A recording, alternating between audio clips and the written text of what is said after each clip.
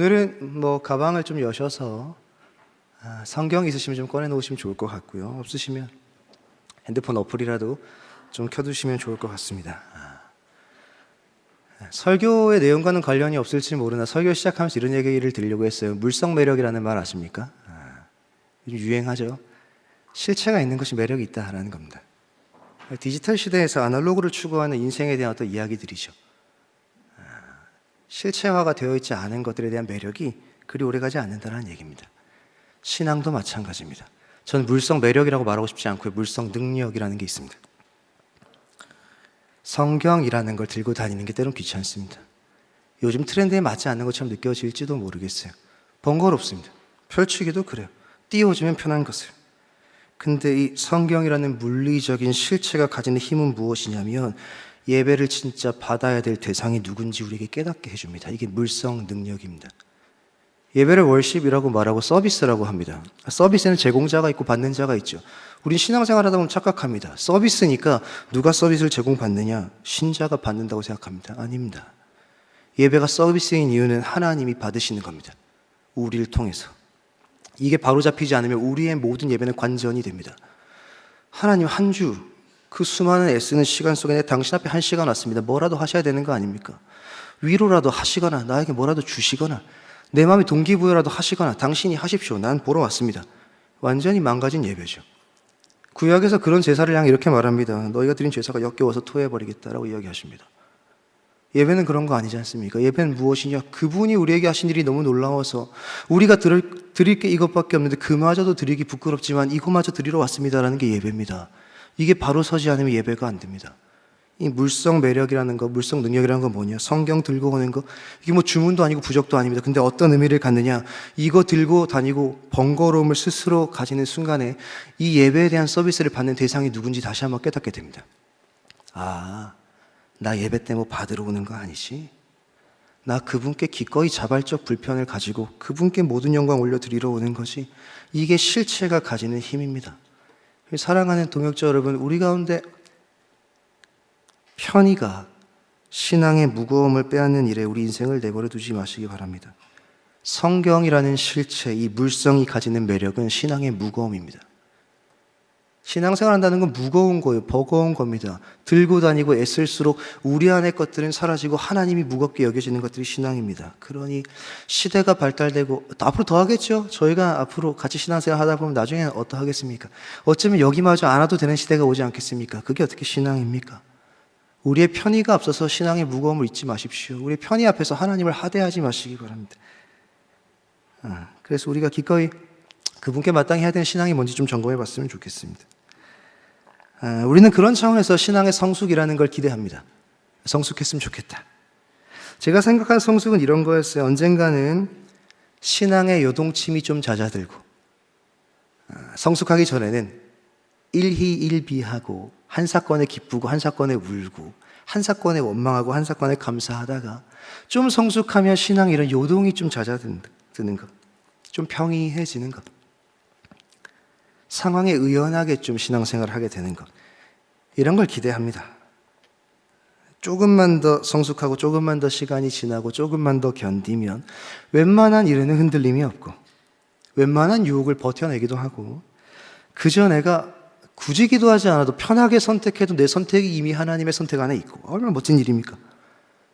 우리가 편하게 선택해도 내 선택이 신자다운 안전함 안에 거할 때가 올 거라고 기대합니다. 성숙이죠.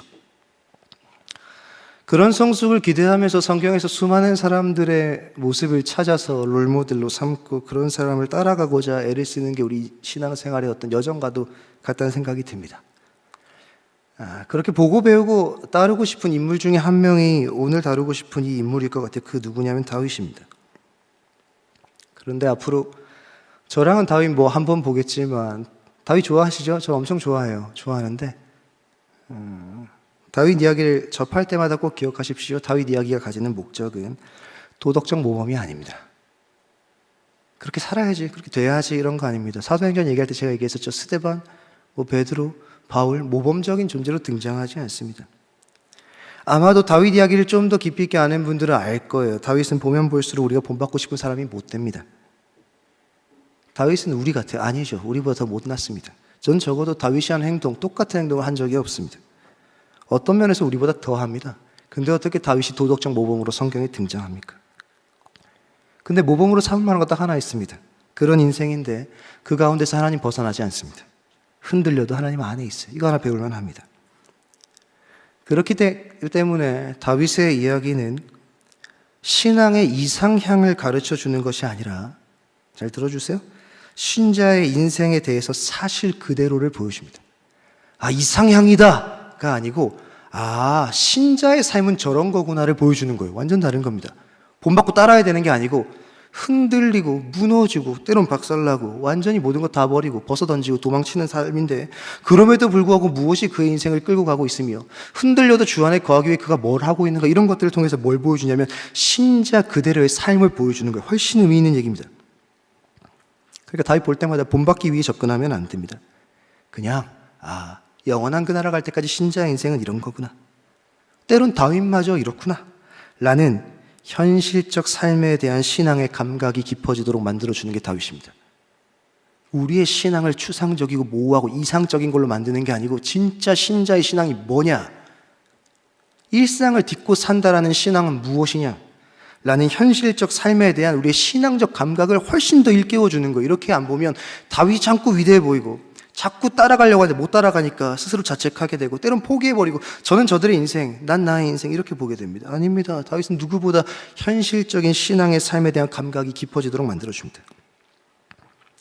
오늘 본문에 가기까지 성경 이야기를 좀 해야 될 것 같아요. 본문으로 통해서 다윗을 가지고 다루고자 하는 주제를 좀 우리가 보려면 다윗이 이전에 어떤 사람인지 좀 볼 필요가 있습니다. 성경은 하나님의 꿈에 대한 이야기입니다. 한 꿈이 있어요.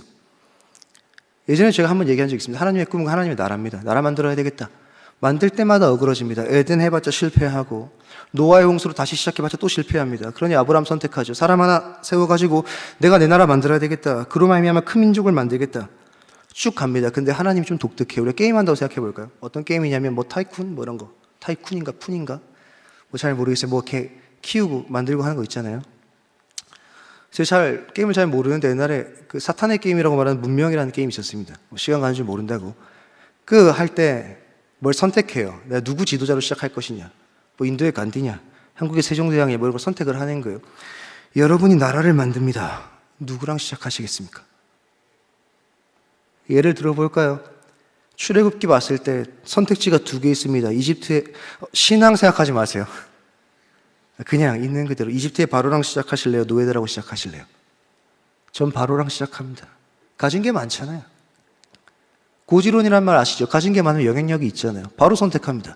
바로야, 나랑 종교 하나 하자. 종교 만든다고 생각해요. 종교 하나 하자. 너 하나 있으면 내가 만들 수 있을 것 같다. 성전 지을 돈 있지? 예, 있습니다.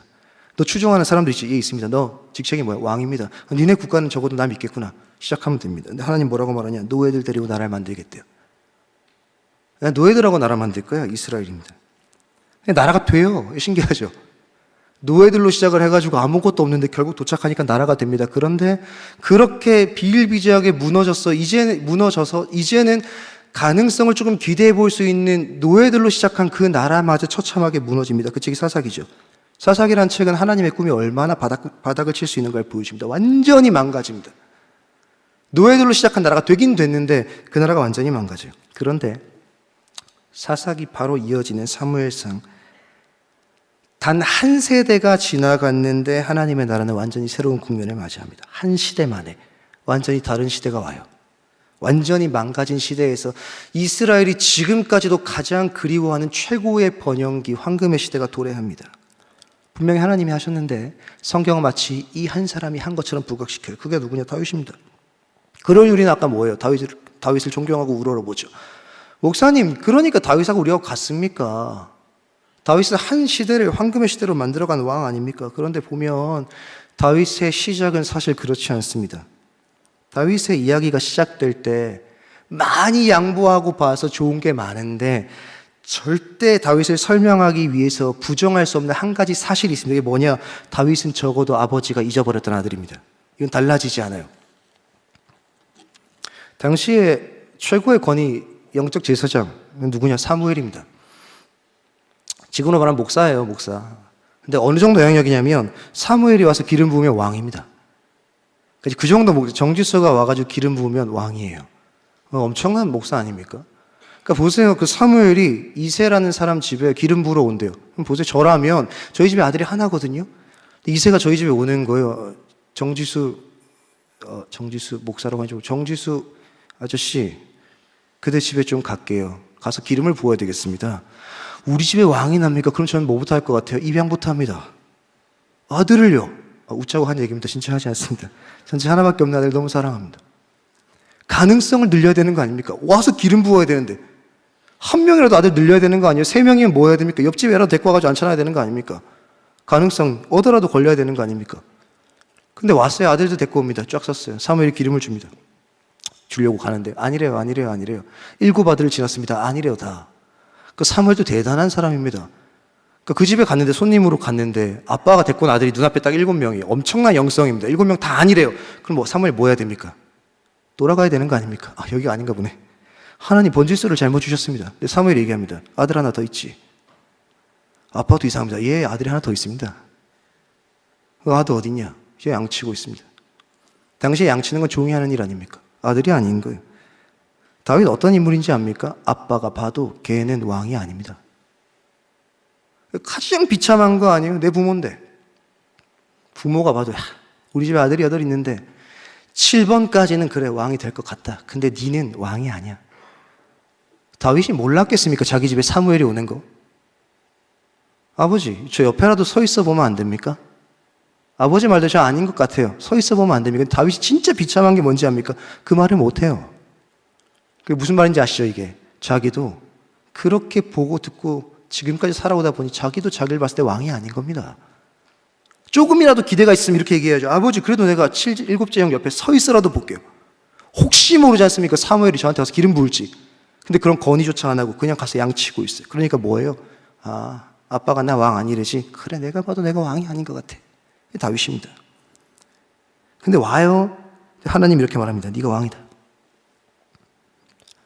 아빠가 잊었는데 하나님이 안 잊었어요. 그리고 하나님 이렇게 얘기하죠. 나는 중심을 본다. 그래서 성경은 다윗의 이야기를 할 때 계속 찾아가는 게 뭐냐면 중심입니다. 다윗 안에 뭐가 있었느냐. 그러니까 다윗 괜찮은 사람이라는 거 여기서부터 증명이 됩니다. 다윗의 중심에 다른 게 있었거든요. 아무것도 없어요. 가진 게 아무것도 없는데 중심에 다른 게 있습니다. 2개죠. 나중에 성경 꼭 찾아보세요. 여호와의 영이 있었고 여호와의 이름이 있었습니다. 성경은 다윗 안에 여호와의 영이 있었다고 이렇게 얘기합니다. 사울이 악령에 들려요. 악령에 들리니까 괴롭죠. 괴로워가지고 찾다가 하프를 잘 키는 청년이 있다는 얘기를 듣습니다. 근데 하프를 잘 키는 게 문제가 아니고 다윗이 하프를 키면 악령이 도망가요. 왜? 다윗 안에 여호와의 영이 있었거든요. 여호와가 그거 함께하고 있었거든요. 그러니까 다윗이 하프를 연주를 하면 사울이 잠깐 동안 악령이 사라집니다. 다윗의 중심에 뭐가 있었냐? 여호와의 영이 있습니다. 여호와가 함께하세요. 그러니 보세요. 성경 나중에 보세요. 사울이 너무 웃긴 게 다윗을 보자마자 사랑합니다. 뭐 금사빠도 아니고 무슨 일입니까? 보자마자. 그 어린 청년이 뭐가 그렇게 예쁘다고. 보자마자 사랑하는 이유가 간단합니다. 다윗을 봤는데 자기가 옛날에 여호와의 영이 충만했었을 때에 대한 그리움이 떠오르는 겁니다. 사울이 처음 왕 될 때 여호와의 영에 압도되거든요. 너무 행복하거든요. 그때 수많은 예언자들 같이 예언하거든요. 춤추고 예배합니다. 그때가 너무 행복한 거예요. 근데 다윗이 오면 뭐가 생각나요? 지금 악신에 시달리고 있는 자기가 행복했던 여호와와 함께했던 그때가 생각납니다. 사울은 딱 여기까지입니다. 왜요? 사울이 정상적인 사람이었으면 뭐 해야 되냐? 다윗을 옆에 두는 걸 좋아할 게 아니라 다윗의 자리에 가기를 사모했어야 됩니다. 다윗 딱 보자마자 와, 너무 행복하다. 미친 듯이 좋다. 왜지? 나도 저럴 때가 있었는데. 그럼 뭐 해야 돼요? 다시 찾아야 됩니다. 누구를요? 여호와를 내 중심에. 근데 뭐예요? 다윗만 자꾸 옆에 둬요. 악령에 시달리면 다윗 불러와라. 와서 그래, 네 안에 있는 여호와가 값지다, 아름답다. 아유, 좋네. 돌아가 봐라. 이제 또 악령이 시달리고 또 다윗 불러라. 여러분, 우리 이런 신앙 있지 않습니까? 누군가랑 대화하는데 그 사람의 하나님의 이야기 들으면 가슴이 막 뛰어요. 그럼 뭐 해야 됩니까? 내 하나님과 원래 따뜻했던 그 자리로 가야 되는 거 아닙니까? 근데 자꾸 그 사람 옆에 있어요. 그게 순장일지 엘더일지 직위일지 교육자일지 모르겠어요. 신앙은 그런 거 아닙니다. 제가 늘 얘기하죠. 소수의 종교 지도자에게 내 신앙 맡기는 거 아닙니다. 사울이 딱 그랬어요. 하나님 몇 번이고 말하죠. 여호와 영이 네 안에도 있었을 때가 있었다. 너도 가졌을 때가 있었다. 그 그리움이 다윗을 보면 느껴지지 않느냐? 이게 느껴집니다. 그래서 다윗을 자꾸 부를 겁니다. 이게 사울이죠. 다윗 안에 여호와의 영이 있습니다. 2번째는 중심에 여호와 이름이 있었대요. 또 간단한 얘기입니다. 길게 얘기하면 긴데 이게 오늘의 대화 본문에 가기까지의 과정이니까 길게 얘기하지 않겠습니다. 골리앗하고 싸워요. 우린 자꾸 골리앗하고 싸울 때 그 내용을 이렇게 이해합니다. 뭐 승리의 비결, 전쟁의 비결 이런 걸로 생각해요. 물맷돌 잘 준비하세요. 좋은 얘기입니다. 일상의 실력을 준비하세요. 왜 물맷돌 맨날 양칠 때 배웠던 실력 아닙니까? 하나님 언젠가 사용하실 겁니다. 그런 설교 가능합니다. 근데 그 본문 나중에 꼭 찾아보세요. 17장 보시면 전쟁의 비결, 승리의 비결 한 개도 안 나옵니다. 사울의 전쟁은 한 장을 할애하는데 다윗의 전쟁은 꼴랑 2절 할애합니다. 어떻게 하는지 아십니까? 다윗이 달려가서 던졌더니 죽었더라. 끝입니다. 이 비결이 어디 있습니까? 가서 던지면 죽는 건데. 근데 그 내용을 대다수 차지한 내용은 뭐냐? 대화입니다. 대화. 다윗이 자꾸 대화해요. 사울하고 대화하고 골리앗하고 대화합니다. 대화할 때만 드러나는 게 뭐냐? 여호와의 이름입니다. 골리앗한테 얘기하죠. 너는 칼과 창과 단창으로 내게 달려오지만 난 만군의 여호와 이름으로 너한테 간다. 성경에 하고 싶은 얘기가 뭐냐면 사사시대에 와서 하나님이 노예를 가지고 데리고서 만들 수 없는 나라를 만들어줬으면 영원히 평생 이스라엘에게만큼 잊혀지지 말았어야 될 이름 여호와가 사사시대에 깡그리 사라졌는데 그 400년의 시간이 지난 뒤에 골리앗이라는 대장군이 나와가지고 여호와 이름을 모욕하는데 이스라엘의 그 여호와 이름 때문에 가슴 뛰는 사람이 한 명도 없어요. 그런데 여호와 이름이 모욕당하는 것을 견딜 수 없었던 한 아이가 있습니다. 그게 누굽니까? 다윗입니다. 왜 다윗은 여호와 이름이 땅바닥에 떨어지는 걸 견디지 못합니까? 왜요? 자기 이름 아무도 모를 때 여호와가 자기 알았거든요. 아버지마저도 너 왕 아니다. 근데 여호와가 와서 뭐 했습니까? 다 뚫고 네가 왕이다. 어떻게 다윗이 여호와 이름을 잃어버립니까? 우리 시장도 그럴 때 있지 않습니까? 다윗과 골리앗이 보여주는 건 그거예요. 잘 준비해서 잘 싸우라. 아니요. 저는 몇 번이고 얘기할 수 있어요. 여러분 아무리 잘 준비해도 골리앗 못 이깁니다. 우리가 이기는 건 아니에요. 근데 하나님 얘기하는 거죠. 다윗은 다른 걸 가졌다. 보여주는 겁니다. 자꾸 뭘 보여주는 거예요. 승리는 누구한테 있어요? 여호와께 있는 거죠. 뭘 보여주는 거냐면 다윗 안엔 다른 게 있다. 이스라엘 전 국민 안에 없던 거. 근데 절대 잊었으면 안 되는 거. 아니 이스라엘하면 절대 잊어서는 안 되는 그 여호와 이름. 근데 400년 동안 상실해버려서 다른 나라 사람이 나와가지고 니네 여호와 이름을 모욕할 때 그 누구도 그 이름 때문에 자기의 것을 포기하지 못하는 시대 속에서 단 한 명만 여호와 이름이 소중합니다. 하나의 안에서만큼은 이름이 너무 소중해요. 누굽니까? 다윗입니다. 그러니 하나님이 다윗에게 얘기하죠. 이스라엘의 희망이다. 네가 다음 왕이다. 너를 통해 내가 황금의 시대를 열 거다. 이렇게 다윗의 이야기 시작을 합니다. 근데 그런 다윗의 인생에도 계속 위기가 있어요. 주구장창 위기입니다. 그가 처한 수많은 위기 중에 손에 꼽히는 가장 큰 위기, 오늘 본문에 오기 직전까지도 당했던 위기가 뭐냐면 사울한테 쫓기는 겁니다. 장인이에요. 장인이 자기한테 선물 주려고 쫓아오는 거 아닙니다. 가져가야지. 꿀 담아놨다. 이런 얘기가 아니에요. 자기가 있는데 자기한테 창을 던집니다. 장인이. 초대왕인 사울한테 쫓겨요. 장인이면 다행이죠. 장인이 누구의 왕입니다. 한 국가의 모든 걸 조장할 수 있는 권력자예요. 그가 쫓아옵니다. 근데 여러분, 사울에게 쫓기는 것이 다윗에게 큰 위기가 아닙니다. 오늘 본문에서 진짜 위기가 와요. 그리고 그 위기는 다윗의 인생을 완전히 망가뜨리고 무너뜨리기 직전까지 갑니다. 다윗의 수많은 이야기 중에 오늘은 그 얘기를 좀 하고 싶어요. 신자에게 뭐가 위기냐? 근데 그 위기는 뭐로 극복되냐? 다윗이 쫓기잖아요. 그리고 오늘 본문이 시작이 됩니다. 읽지 않았지만 21장 1절이에요. 다시 도망가요. 어디로 가냐? 노비입니다. 노베 가서 누굴 만나냐면 제사장을 만나요. 그래서 아마도 노브는 교회가 있던 곳, 성막이 있던 곳, 성소가 있던 곳이라고 얘기를 합니다. 제사장이 거기 있으니까요. 거기 제사장을 만나요. 아마 다윗의 이전의 모습을 보면 다윗이 노베에 왜 갔는지 찾아볼 수 있습니다. 다윗 어떤 사람이었어요? 여호와 영에 충만했고 여호와 이름이 무거웠어요. 여호와가 제일 소중한 사람이었습니다. 사울한테 쫓겨요. 뭐하러 제사장이 있는 예배당에 갔겠습니까? 물으러 갔겠죠. 물으러. 뭐를? 도주하는 삶은 피할 길이 없고 도망가야겠는데 하나님, 제가 어떻게 도망가야 되겠습니까? 아마 물으러 갔을 거예요. 지금까지 다윗을 생각해보면 여호와 영에 충만했고 여호와 이름이 무거웠던 존재가 막 서둘러 노베 갔으면 일반적으로 생각해볼 수 있는 거죠. 도주하기 직전에 어디로 뛸까요, 주님? 어디로 갈까요? 어디로 도망가면 되겠습니까? 이런 거 물으러 갔을 겁니다. 근데 물으러 간 그 자리에서 다윗이 망가지기 시작합니다. 제사장 아히멜렉이 있어요. 이 사람이 뭔가를 주도권적으로 결정을 합니다. 떡 있어, 떡 줄게, 떡 먹어, 칼 가져가 이런 걸 하니까 아마도 대제사장이 아니었는가라고 추측을 합니다. 결정권을 가지고 있는 제사장이니까요. 근데 21장 1절을 보면 그가 다윗을 보고 떱니다. 다윗이 노베 가서 제사장 아히멜렉에 이르되 아히멜렉이 떨며 다윗을 영접합니다. 무서워서 떨었을까요? 이거 원어로 보면 다른 단어가 있습니다. 놀랍다. 놀랐다는 뜻입니다. 다윗의 반대 놀랐어요. 왜 놀랐는지 아십니까? 평소에 보던 다윗의 얼굴이 아니거든요. 원래 노베 왜 왔겠습니까? 예배하러 올 때 혼자 왔겠습니까? 아니요. 자기가 지금 이 시대에 이스라엘에서 제일 잘 나가는 군대 장관입니다. 제일 잘 나가는. 자기 이름을 딴 유행가도 있어요. 누가 그런 거 불러주면 좋을 것 같아요. 정지수의 이름을 딴 노래도 있어요. 있다는 게 아니고 다윗의 이름을 딴 노래가 있어요. 사울은 천천히요. 다윗은 만만이다. 이 유행가입니다. 왜? 좀 이따 보면 블레셋도 그 노래를 알아요. 와, 엄청난 거 아닙니까? 지금으로 말하면 뭐 아파트 지금 되려나? 뭐 잘 모르겠습니다. 잘 몰라요. 그 노래 뭔지. 그러니까 엄청난 사람이죠. 그런데 혼자 온 겁니다. 상상하는 거 쫓깁니다. 뭘 가져왔겠습니까? 얼굴이 어땠을까요? 남루했겠죠. 옷도요. 평소에 보던 다윗의 모습이 아닙니다. 눈빛에 여유가 없어요. 뭔가 경직되고 굉장히 긴장돼 보입니다. 그 다윗이 서둘러 오던 얘기를 해요. 2절입니다. 왕이 내게 이를 명령하고 이르시기를 내가 너를 보내는 것과 내게 명령한 일은 아무에게도 알리지 마라 하시기로 내가 나의 소년들을 이러이러한 곳에 오라고 말하였나이다. 이런 얘기를 하는 거예요. 제사장이 놀라면서 무슨 일입니까? 얘기하니까 내가 온 것은 왕의 비밀 특명을 가지고 온 것이다. 내 부하들은 저기 다른 곳에 숨겨두었다. 다윗이 달라졌습니다. 뭐가요? 이 21장 2절 언젠가 기억해 두세요. 다윗 인생에 처음 일어난 일입니다. 이 일이. 그게 뭐냐면 거짓말이에요. 다윗이 최초의 거짓말을 합니다. 나 여기 온 거 도망 온 거 아닙니다. 사울 왕이 뭐 시킨 거예요. 혼자 온 거 아닙니다. 병사적이 숨겨놨습니다. 다윗이 요구합니다. 3절에서 떡 5개 주시거나 아니 그것 말고 무엇이든 좀 내 손에 주십시오 라고 얘기합니다. 두 번째 거짓말이 나옵니다. 5절이에요. 다윗이 제사장에게 이르되 우리가 참으로 3일 동안 우리래요. 다윗은 혼자입니다.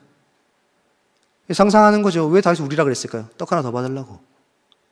저 혼자입니다. 떡 한 덩이. 우리입니다. 다수입니다. 군대입니다. 병사입니다. 그러니 가진 것만큼 좀 주세요. 다윗은 아마 생각했을 겁니다. 언제까지 밥을 못 먹을지 몰랐을 거예요. 언제까지 자기의 도주한 생활을 해야 될지 가늠도 못했을 겁니다. 그러니 뭐 하는 거예요? 손해보는 거 빨리 잡아야 됩니다. 쥐어야 됩니다. 그래서 거짓말을 하죠.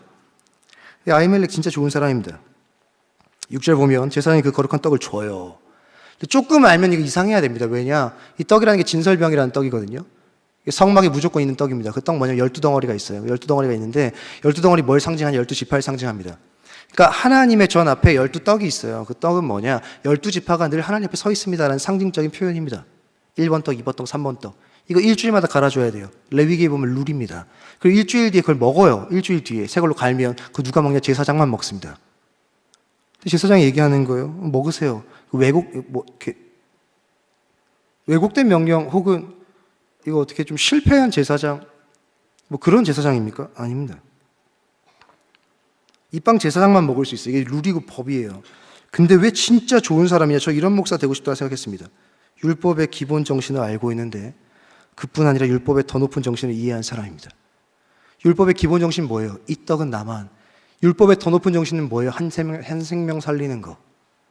그 일을 기꺼이 사용할 수 있는 거죠. 우리가 율법의 기본 정신 아는 것과 율법을 더 높은 정신을 이해하는 거 이런 겁니다. 살인하지 말래요. 기본 정신은 뭐예요? 남한테 피해 안 주는 겁니다. 살인하지 마라. 생명이 내 거다. 살인 안 해요, 저는. 최저의 율법의 정신이죠. 살인 안 해요, 저는. 두 번째, 남한테 피해 안 줘요. 조금 높죠. 근데 더 높은 정신이 뭡니까?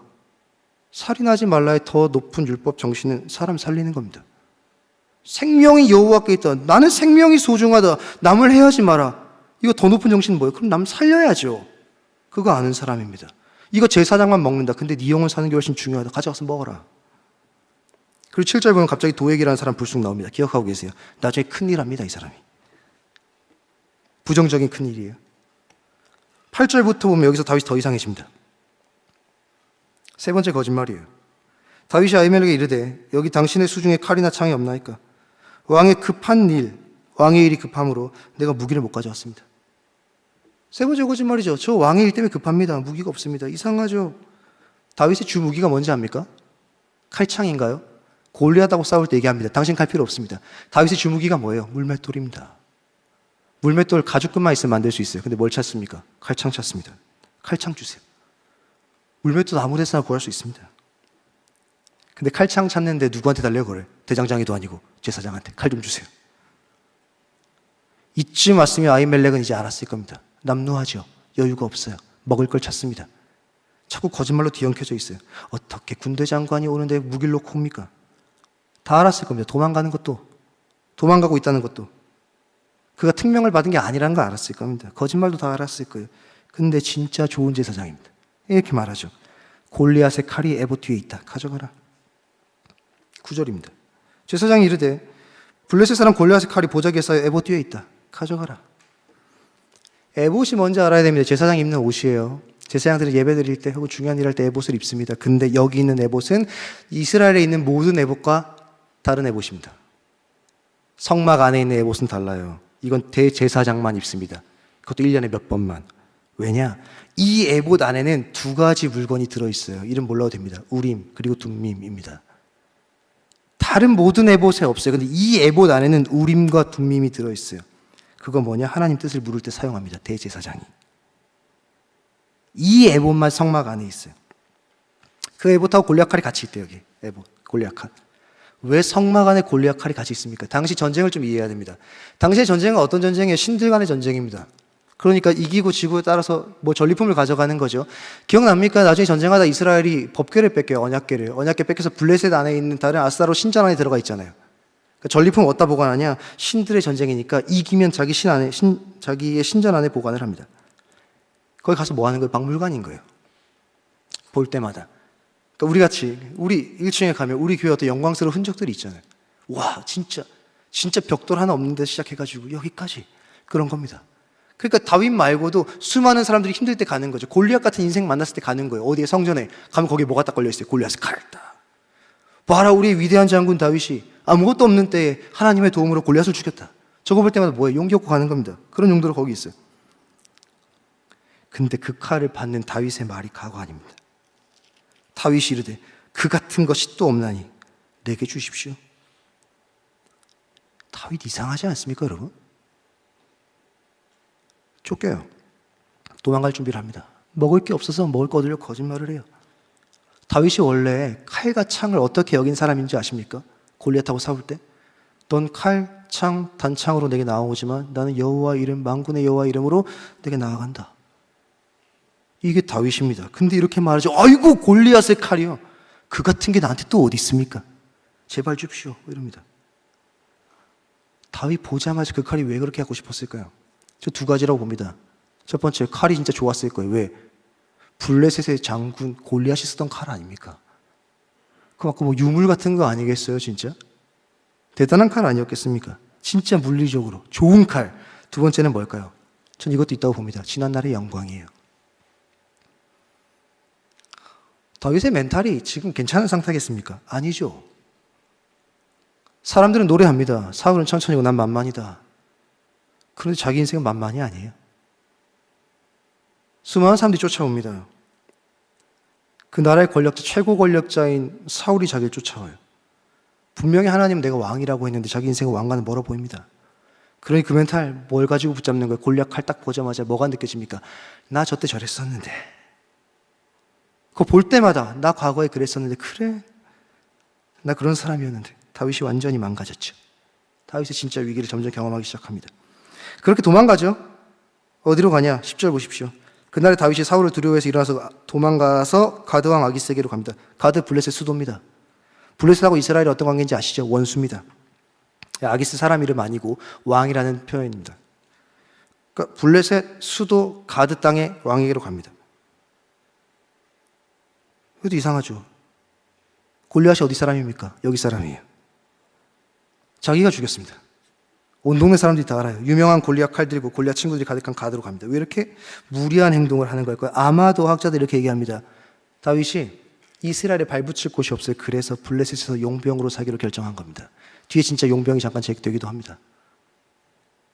그러니까 블레셋의 용병이 되겠다는 다윗의 각오가 뭔지 아십니까? 난 앞으로 적극적으로 이스라엘의 적으로 살겠다. 다윗에게 준 하나님의 마음이 뭐예요? 너 이스라엘의 왕이다. 다윗이 망가진 인생 속에서, 아니 망가진 것처럼 느끼는 인생 속에서 쫓기고 분주하게 달려가다 보니까 뭘 하느냐? 난 이스라엘 적으로 써야겠다. 이 10절과 12절에 보면 다윗의 인생에서 가장 어울리지 않는 단어가 나옵니다. 그날에 다윗이 사울을 두려워하여. 12절입니다. 다윗이 이 말을 그의 마음에 두고 가드왕 아기스를 심히 두려워하여. 다윗은 태어나서 지금까지 21장의 5위까지 한 번도 두려워한 적이 없습니다. 골리앗 앞에서 두려워한 적이 없어요. 미쳐버린 자기 장인한테 창 던질 때 두려워한 적이 없습니다. 사울이 자기 죽이고 싶어가지고 진짜 힘든 전쟁에 계속 내보내거든요. 두려워한 적이 없어요. 그런데 본문은 그가 두려웠다고 말합니다. 다윗이 이상해지는 거예요. 우린 지금 다윗의 뭐가 문제인지를 찾아가는 중입니다. 그래서 다윗이 뭐하냐? 13절에 살기 위해 미친 짓 합니다. 침 흘리고 수염에 침 바르고 벽에 그적거린대요. 상상해 보셨어요? 다윗이 그 얼굴에 용모가 화려한 그 사람이 미친 체하고 대문짝에 이렇게 침 수염 바르고. 위기가 찾아왔죠. 다윗이 달라졌습니다. 칼 보고 좋아합니다. 상황을 두려워해요. 상식적이지 못한 망명을 막 시도하고 미친 척합니다. 성경이 뭘 보여주고 싶은 겁니까? 이전과 비교해서. 아까 설명했잖아요. 다윗이 바뀌었다는 거예요. 뭔가 달라졌다는 겁니다. 우리 자꾸 형태와 표면이 달라졌다고 생각하거든요. 아니요. 뭐가 달라졌냐? 중심이 달라졌습니다. 원래 다윗의 중심에 뭐가 있었습니까? 여호와의 영, 여호와의 이름. 그 중심이 지금 뭐예요? 흔들리는 중입니다. 여호와의 영과 여호와의 이름이 굳건히 자리 잡고 있던 다윗의 중심이 흔들리는 거예요. 다윗의 인생과 가장 안 어울리는 단어 두려워하여. 다윗의 인생과 가장 어울리는 단어가 뭔지 아십니까? 만군의 여호와 하나님. 그런데 다윗 이야기가 시작된 21장에서 지금까지 한 번도 하나님의 이름이 나오질 않아요.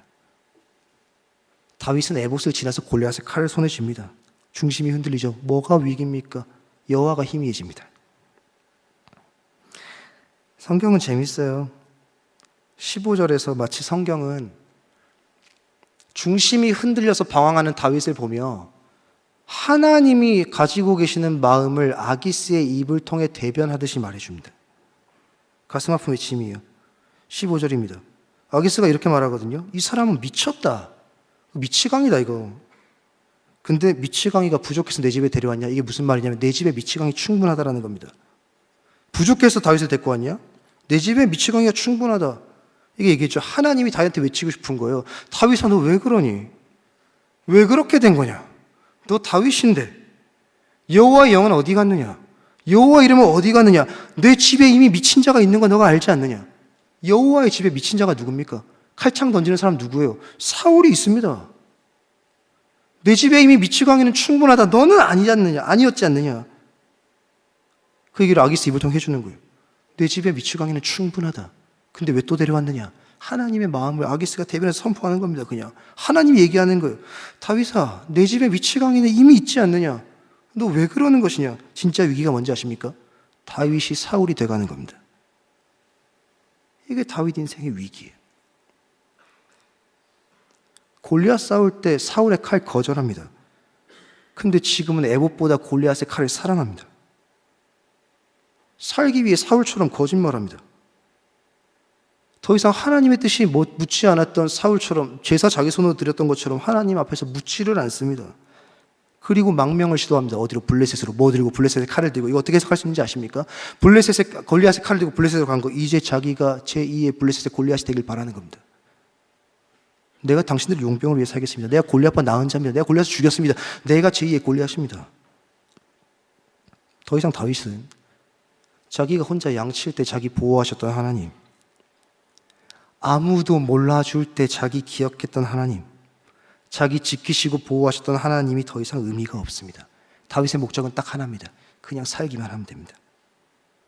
하나님 약속, 사명, 비전, 왕 이런 거 다 사치입니다. 이제 왜요? 중심에 여호와가 없습니다.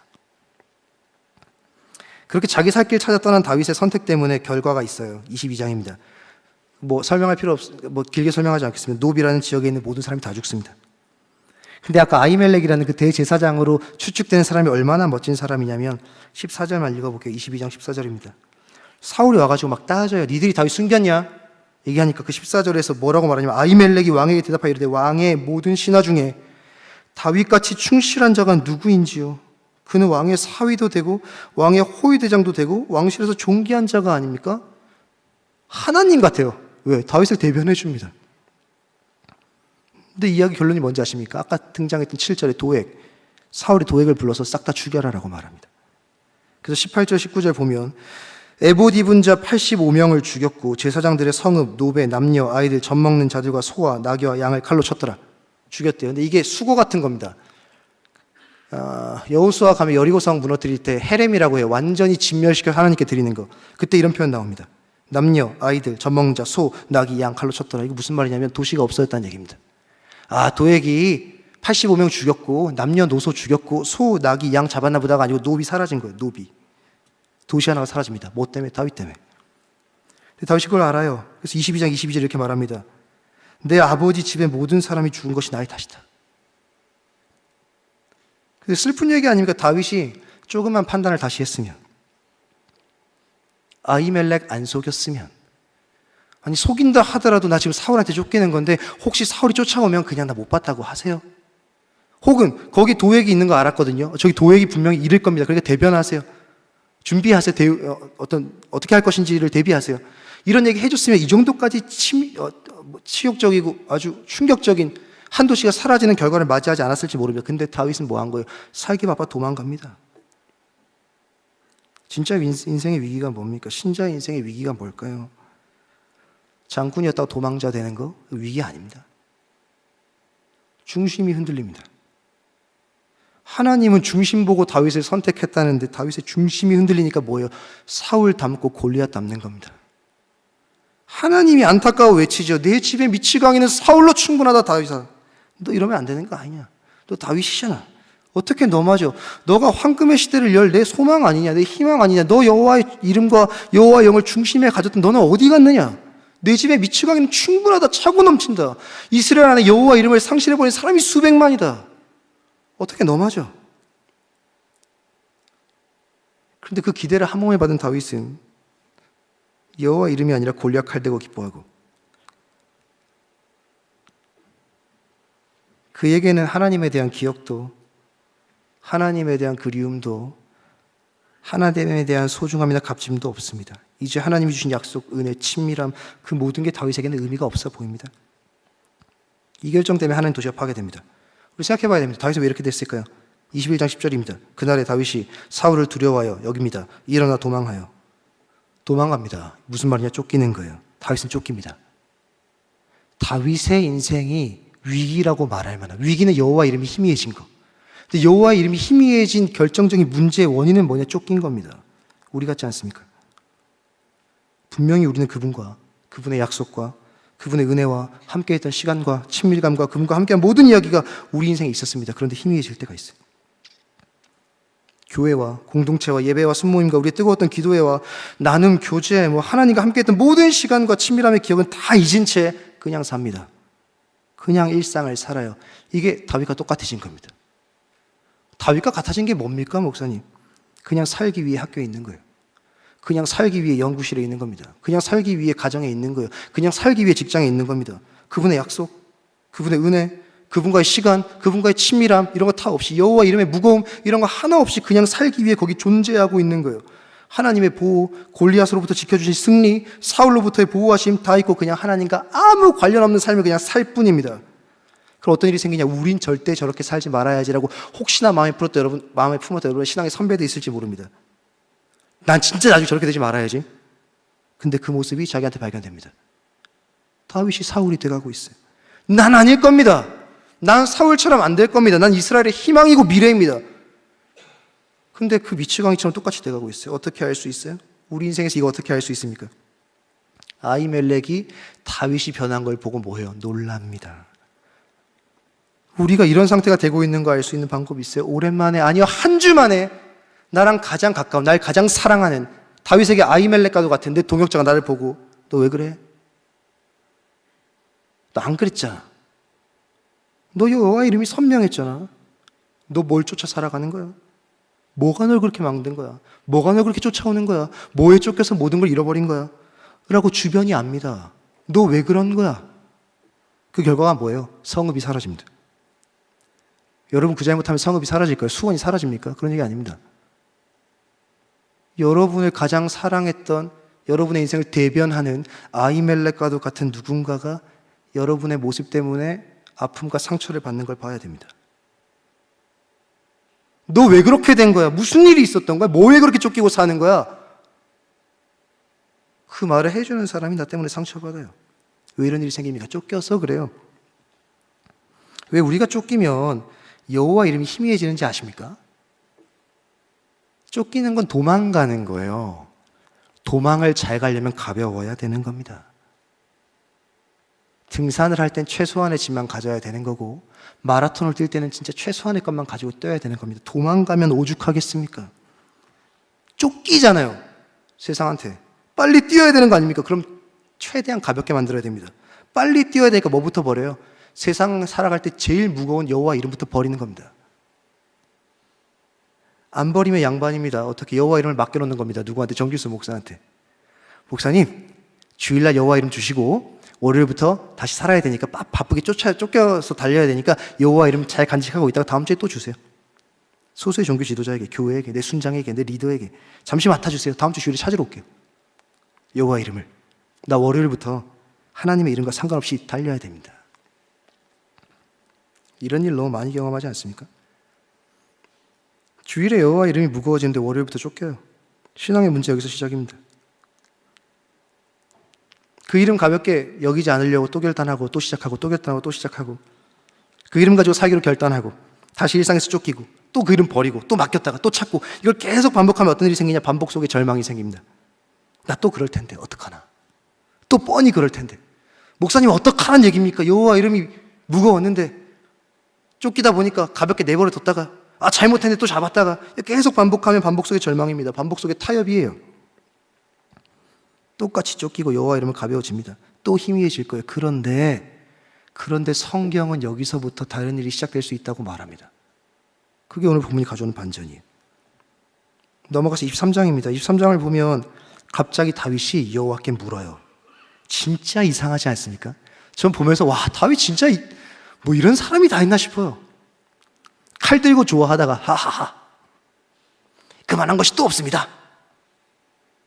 그러다가 23장 2절에 염치도 없지. 다윗이 여호와께 묻자와 이르되. 한 장 사이에 다윗이 한순간에 제자리로 돌아옵니다. 와, 어떻게 이런 일이, 대체 무슨 일이 있었을까요? 무슨 일이 있었길래 한순간에 돌아옵니까? 노베 모든 제사장이 죽었습니다. 근데 한 명이 살아요. 아비아달입니다. 그 누구냐? 아까 그 좋았던 대제사장 아히멜렉의 아들입니다. 근데 하나님이 아히멜렉의 아들 아비아달한테 이렇게 얘기했던 것 같아요. 혼자 살았잖아요. 다윗에게 가라. 다윗에게 옵니다. 그런데 뭘 좀 가지고 가라. 23장 6절입니다. 아히멜렉의 아들 아비아달이 그일라 다윗에게로 도망할 때에 손에 에봇을 가지고 왔더라.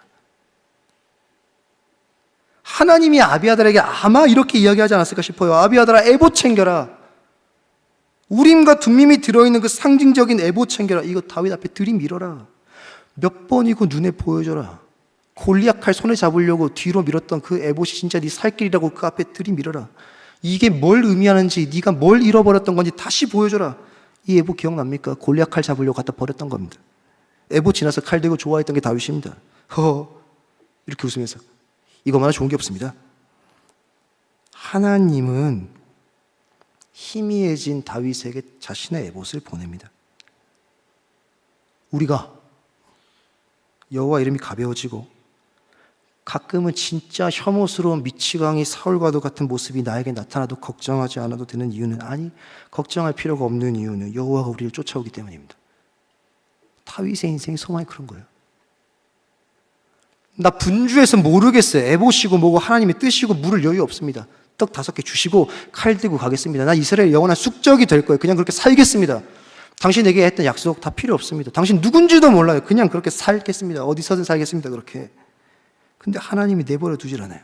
아비아달아, 다윗에게 가라. 근데 에봇 들고 가라. 다윗이 잃어버렸던 게 뭔지 다시 기억나게 네가 들고 가라. 분명히 여호와의 영이 충만했습니다. 하나님 너무 좋았어요. 여호와 이름이 내 가슴을 뛰게 한 적이 있습니다. 가슴이 벅찼죠. 그분과 함께라면 뭐든지 할 수 있을 것 같았고, 설령 모든 걸 못해도 아무렇지도 않았습니다. 아쉬울 게 없었어요. 그런 게 진짜 충만한 거 아닙니까? 그런데 어느새 우리 인생이 무엇인지도 모르는, 실체가 뭔지도 모르는 것에 쫓겨요.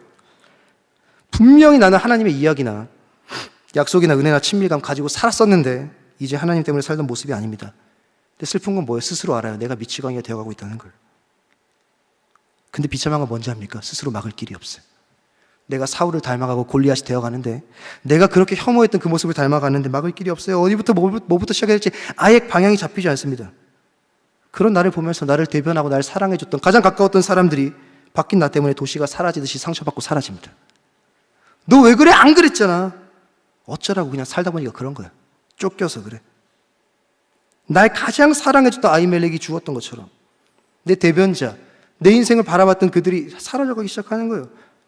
이런 상태로 교회로 옵니다. 교회 온다고 예배가 됩니까? 아까 얘기한 대로 반복 속의 절망 아닙니까? 반복 속의 포기 아니에요? 반복 속의 타협 아닙니까? 예배하는데 이런 신앙 상태면 됩니까? 예배가 안 되죠. 말씀이 안 들립니다. 순모임이 됩니까? 안 돼요. 신앙이라고 말하지만 종교활동할 뿐입니다. 교회에 와서 뭘로 살아요? 사울로 삽니다. 그냥 우리의 대화가, 우리의 주제가 어디에도 없는, 교회가 아니고선 나눌 수 없는 여호와 이름을 말하는 게 아니고 어디에나 있고 어디서나 하는 이야기로 교회가 온통 점철됩니다. 아무것도 안 되는 거예요. 와, 나 이제 안 되는구나. 혹시 지금 그렇습니까? 그런데 얘기했죠. 성경은 여기서부터 뭐가 된대요. 미쳐가는 다윗한테 에봇을 보냅니다. 여호와 이름 다윗은 우리를 향해서 여호와가 쫓아옵니다. 우리한테 에봇이 뭡니까? 여호와가 뭐 들고 쫓아오십니까? 여러분이 가볍게 여겼고 골리앗의 칼 적의 날 지킵니다라고 그거 쫓느라고 다른 거 다 내팽개쳤던 건 뭡니까? 우리 예배. 때론 그냥 부르는 우리 찬양, 매주 모이는 우리 소그룹, 믿음의 동지와의 대화, 한마디 안 해도 나 쳐다보는 웃는 그 얼굴, 하나님이 그걸 통해 에봇을 다시 보내죠. 뭐가 널 살리냐? 그리고 이렇게 얘기하는 거죠. 그냥 다시 에봇 앞에 서면 된다. 말씀을 좀 정리하겠습니다. 우리에게 이런 일이 일어나길 소망해야겠다 생각이 좀 들었어요. 너무 다윗의 이야기가 우리 이야기가 됐습니다. 다윗처럼 우리 형체도 모를 무언가에 쫓깁니다. 뭐에 쫓기는지 나중에 몰라요. 뭐 때문에 사는지도 잘 모르고. 그런데 쫓기던 삶을 멈추고 다시 하나님을 쫓기 시작하는 일 일어나길 바랍니다.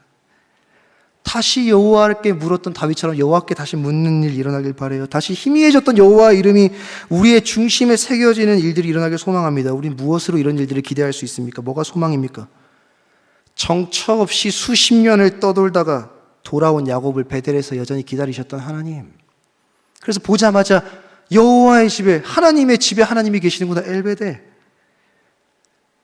설령 내가 새벽 날개 치며 저 바다 끝에 거해도 거기서 나를 지키시는 하나님. 여호와의 이름이나 그분의 꿈이나 그분의 속삭임이나 그분과 관련된 모든 것을 잃어버리고 잊어버리고 희미해져서 어쩌면 미쳐버린 인생일지라도 끝까지 쫓아오셔서 몇 번이고 괜찮다고 다시 시작해도 된다고 에봇을 들이미시는 하나님. 이게 소망입니다. 이 하나님의 열심이 소망이에요. 여러분, 신앙은 뭐 하는 거 아닙니다. 꼭 기억하세요. 신앙은 뭐 하는 거 아니에요. 그냥 쫓기듯이 살다가 쫓아오시는 하나님 만나는 것, 이게 신앙입니다. 이번 한 주도 미친 듯이 쫓기며 살다가 하나님이 뭔가 하나 가지고 에봇 들이밀 때 하나님 여기였죠. 그래요. 맞아요. 이게 나 살리는 거였죠. 이 소그룹이요. 이 예배가요. 이 찬양이요. 불쑥 하나님이 내 앞에 에봇, 옛다 취소야 에봇이다. 그 하나님 만나는 게 신앙입니다. 지금 혹시나 미쳐가는 다윗이십니까? 우린 뭐 하면 됩니까? 이거예요. 딱 이거 하나만 기억하세요. 에봇 올 때마다 이렇게 말하세요. 하나님 또 오셨군요. 한마디면 됩니다. 반복적으로 그러니까 우리가 미친 듯이 얘기하잖아요. 하나님 에봇 못 보겠습니다. 제가 어떻게 해요? 그 에봇 지나서 제가 골리앗 칼 잡았는데 제가 어떻게 이 에봇을 또 마주합니까? 사탄 주는 마음 아닙니까? 이거 하나만 하세요. 하나님이 오늘도 에봇을 들이미세요. 여기가 살 길이다. 그럼 그냥 한마디만 하세요. 하나님 또 와주셨어요. 고맙습니다. 라고 반응하고 몇 번이고 다시 시작하는 겁니다. 걱정하지 마세요. 그럼 여호와 이름은 또 선명해질 겁니다. 올해가 가죠. 3주 남았더라고요. 연말 무엇을 기대합니까? 연말 미쳐가는 다윗이었습니까? 아니 올 한 해가 그랬습니까? 그럼 우린 뭐 하냐? 금방 마음 닫고 내년을 그냥 기대하잖아요. 아, 올해는 망했어.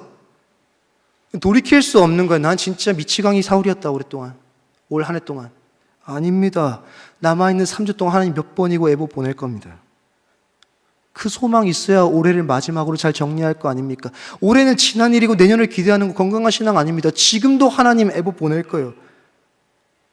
이 망가져버린 미쳐버린 다윗 같은 사울을 닮아간 2024년 한 해였습니까? 새해에는 나아질 거다, 새해에는 다를 거다라는 희망으로 사십니까? 아닙니다. 지금도 에봇을 보내는 하나님으로 2024년 잘 마무리하세요. 새해는 뭘 기대합니까? 새해는 올해보다 나을까요? 아닙니다. 새해도 여러분과 저도 포함입니다. 사울 될 겁니다. 골리앗 될 거예요. 칼 보고 좋아할 겁니다. 살기 위해 미친 짓 할 겁니다. 막 떡 달라고 사정할 겁니다. 그런데 뭐가 소망입니까? 하나님은 내년에도 에봇을 보낼 겁니다. 몇 번이고 보낼 겁니다. 그리고 우리에게 말할 겁니다. 여기라고, 이거라고, 이거면 된다고. 우리는 한마디만 하면 되죠. 하나님 또 오셨군요. 고맙습니다. 그리고 그저 살면 됩니다. 한 주 또. 그러다 또 사울이 됐어요. 그럼 또 오면 됩니다. 하나님 또 에봇 보낼 겁니다. 마주할 때 사탄이 말할 거예요. 네가 또 그래봤자 또 사울 될 거다. 그때 얘기하면 됩니다. 아니다. 또 사울 돼도 하나님 또 에봇 보낼 거다. 하나님 또 오셨군요. 고맙습니다.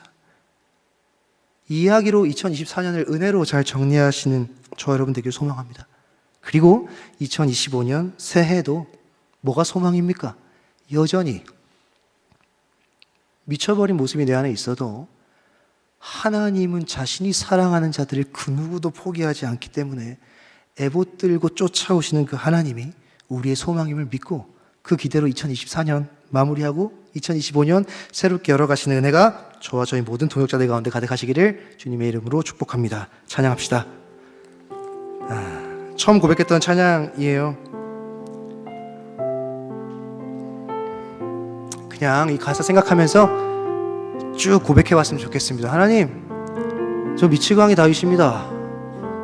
저 사울입니다. 저 골리앗 닮아갑니다. 그런데 오늘도 제게 에봇 보내시는군요. 이 예배가 에봇이죠. 소그룹이 에봇이죠. 오늘도 그냥 그저 고맙고 다시 할 뿐입니다. 라는 고백으로 함께 찬양하며 나아갑시다. 주님 내 길 하시네. 주님 내 길 하시네. 흔들린 그 길에도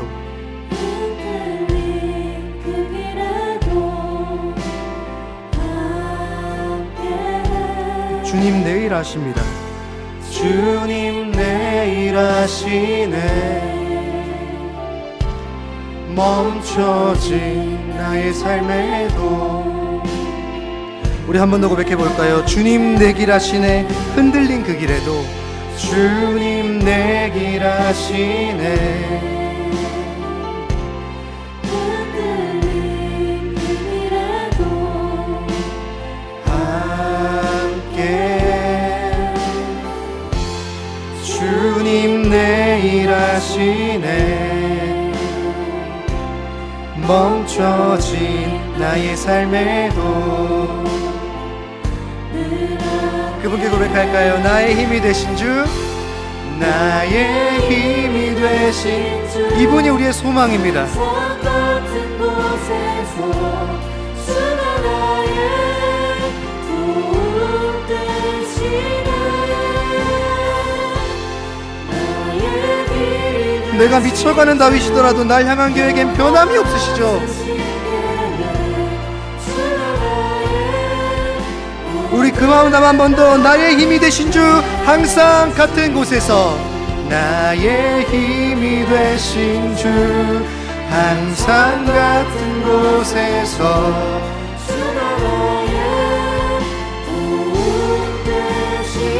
아멘. 주님, 이것이 우리의 유일한 소망입니다.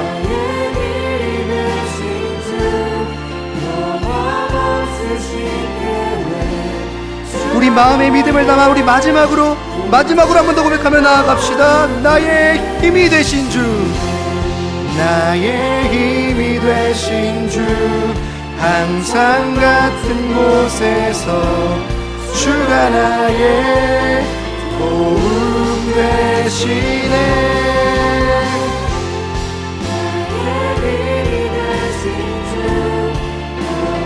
없으신 계획